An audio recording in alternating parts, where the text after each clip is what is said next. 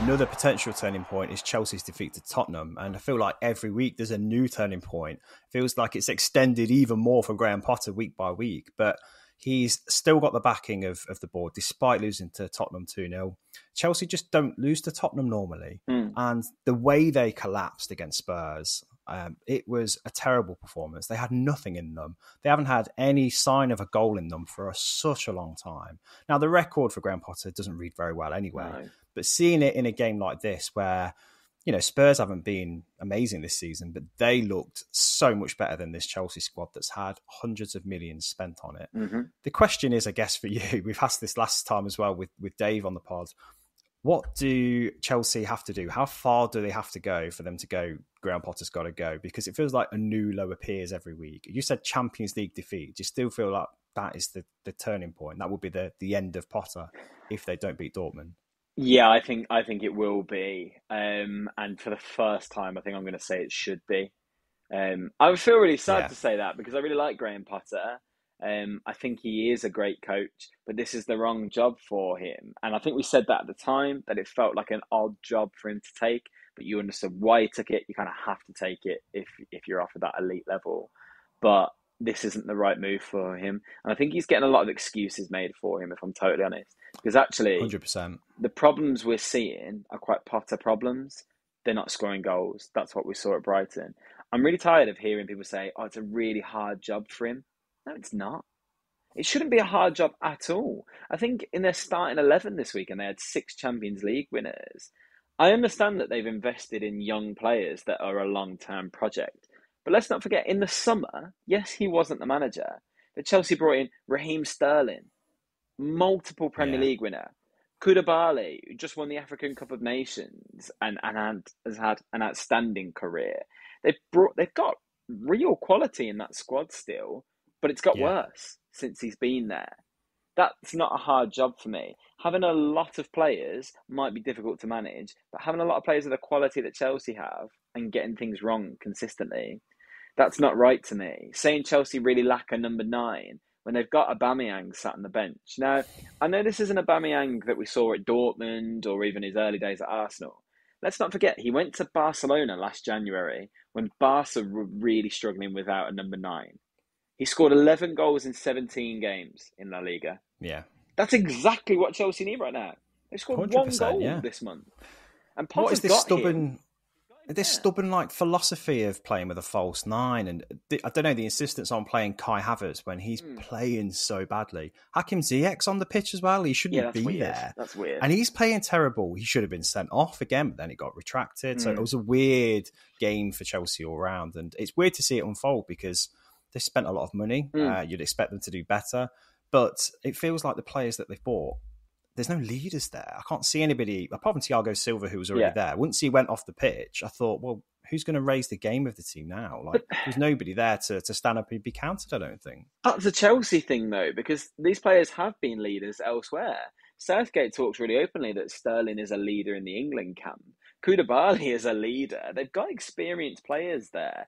Now, I know that they have been blighted with injuries this season. I think it's the first time Reece James and Ben Chilwell have started a game together in goodness knows how long.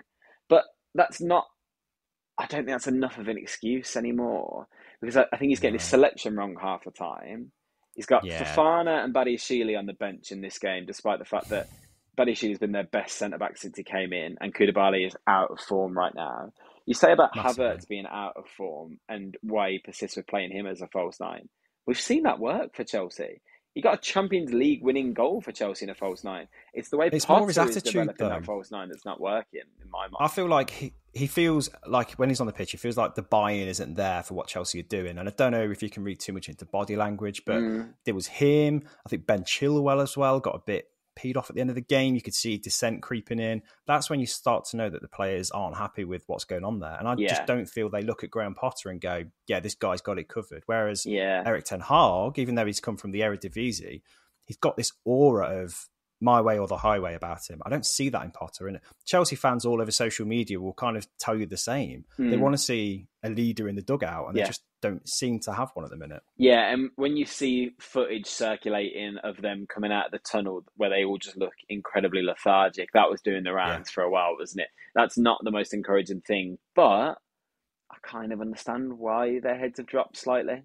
2 wins in 15 for a side like Chelsea. They are not used to being in that position. None of those players are. And the investment strategy is so all over the place. Like, okay, I've just been talking about the positives of signing someone like Raheem Sterling, but then in January, you go and sign three more wingers, I think. And you've already got Ziyech, Pulisic, Mount at the club who play in those attacking positions. No one yeah, knows whether they're coming or going in that Chelsea team. I think Potter has made more changes since he's taken over as Chelsea manager than any manager in the Premier League to his starting 11. He ain't got a clue what his team is yet. But that authority, that's not it's not a gift. It's not something you just have. It's something you have to take sometimes. It's up to Potter to change yeah. that. That can't be an excuse for him that he's a quiet, nice guy. I hate that he keeps getting asked about that in press conferences and denying it. Go, no, and I do get angry. All right, show it. Say, this is my 11. This is my 11. I'm going to stick with them for a few weeks. I'm going to let them play. If I lose the first couple, I'm going to develop what I've got. I'm going to move on. He's got all the tools he needs. He's got his own best player from last season in the squad. We've not seen that come good for him yet. They've spent Yeah. how much money on Todd Boehly now? Oh, 500 million, 600 million? it's over 600 now. Yeah, so it's ridiculous money, and he's not still not bought a number 9 afterward, even though he's got Aubameyang. So again, maybe I there's don't think that matters.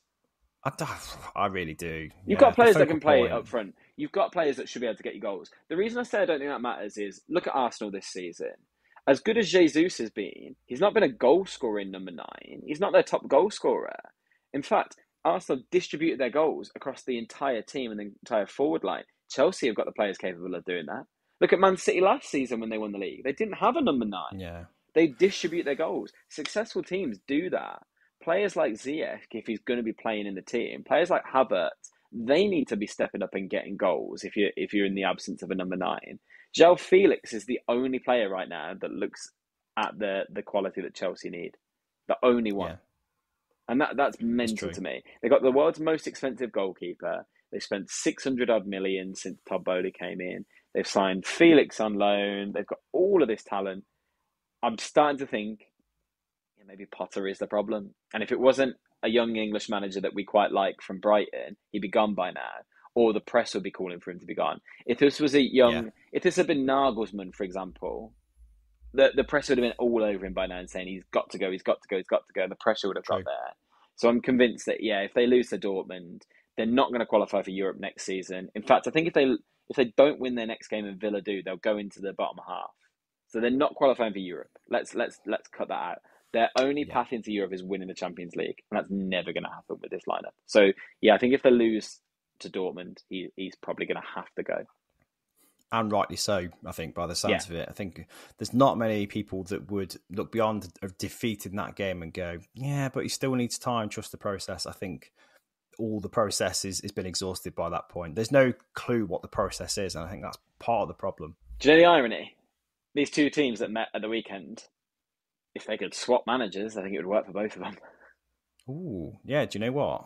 Con- That would work. Conte is the sort of person that would get it. He's always wants money to spend. He's had money. He would have had money at Chelsea this time Hmm. round. He'd get a lot of those characters back into shape. He'd get something going. Potter would be able to develop some of the younger players at Spurs without spending the big money, and he's got a goal scorer given to him. You can't make Harry Kane not score goals. He can't get that wrong. No. It's impossible. So yeah, I don't know. Something's got to change. I wonder where we see Potter next, but I reckon 2 weeks he's got left max. I think they will get knocked out to Dortmund, and when they do, I think it's inevitable that he goes. As much as Bowley Yeah. wants to say they're going to last with the project, there's got to become a point where it's unsustainable. Because if you're spending that much Yeah. money as well, you need European revenue to keep up with financial fair play. Absolutely. Yeah. I think that's what the whole model is kind of built on at the moment. So it would be so damaging to get eliminated from the Champions League, but to lose a manager for the second time this season and then try to find somebody to steady the ship for this remaining third of the season. Shouldn't have lost the first one though, should they? Yeah, look, we've been banging that drum forever. It's mental. quality Thomas Tuchel. It is. It's mad, isn't it? The further the season goes, the more bizarre that seems. I think I read the other day that he's responsible for 35% of the points that Chelsea have got so far this season, and he left in September. Wow. It's insane, isn't it? Do you think there's a Crazy. chance of a Tuchel comeback? Do you think he'd No. go back? If I was him and Boehly tried to call me, I'd absolutely laugh in his face. I don't know where Tuchel's going to end up next. I ain't got a clue. Probably Bayern if they can't win the league.